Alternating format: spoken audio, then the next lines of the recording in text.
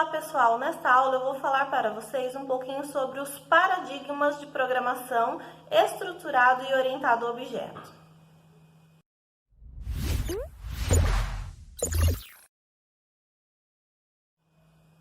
Considerando o ciclo de vida do sistema, a gente inicia com o levantamento de requisitos. Então, a engenharia de requisitos, ela aborda todo esse levantamento e também a modelagem desses requisitos.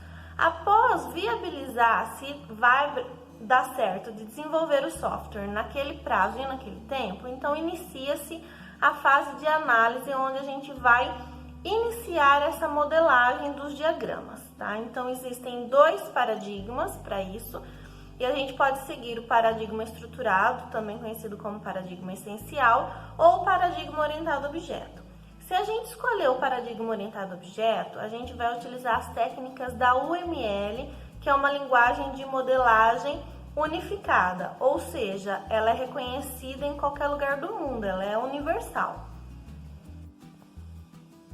A UML pode ser empregada para visualização, especificação, construção e documentos de artefatos que façam uso de sistemas complexos de software.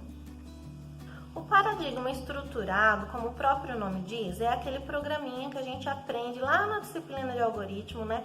Que inicia lá com a criação das variáveis, depois a gente capta esse valor, então a gente imprime uma mensagem na tela, por exemplo, digite o número 1, aí leia esse número 1, então a gente armazena esse valor digitado na variável, né? Então a soma de N1 mais N2, então a gente faz o programinha todo estruturado, então a gente utiliza estrutura de condição, estrutura de repetição, né? Então vem daí o nome estruturado. Então ele é um programa num único arquivo, né? E a programação orientada a objetos já quebra esse paradigma e traz conceitos para facilitar a manutenção desse software, né? Porque se eu tenho um único arquivo com várias linhas de códigos, como que a orientação a objeto, então, ela consegue diminuir problemas de manutenção? Então, ela divide esses arquivos. Então, eu tenho um arquivo principal, que trabalha só com as mensagens que vão para a interface, né? E eu tenho um arquivo que são as classes, né? Então aí eu preciso explicar para vocês alguns conceitos específicos da orientação a objeto.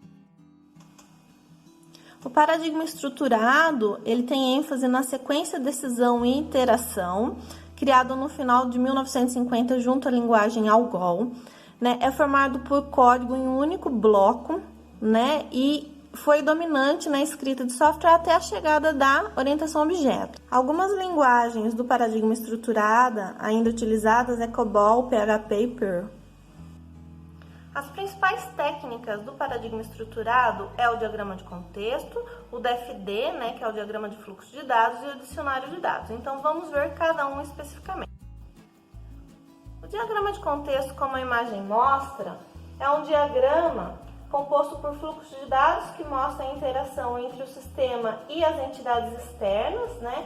Então, vocês percebem que só tem três componentes, que é esse círculo que corresponde ao todo o sistema e as entidades externas, né? Como fornecedores e clientes. E os fluxos, né? Então, ele consegue dar a primeira visão e a compreensão de como o sistema funciona. O segundo diagrama, que é o DFD, ele é também oriundo do diagrama de contexto. No início, eles eram a mesma coisa, só que ele foi expandido com mais componentes, né? Então, no DFD, entra mais um componente que a gente chama de depósito de dados, né? Então, que mostra um pouquinho como que a informação é armazenada. Então, observem essa imagem aqui, olha.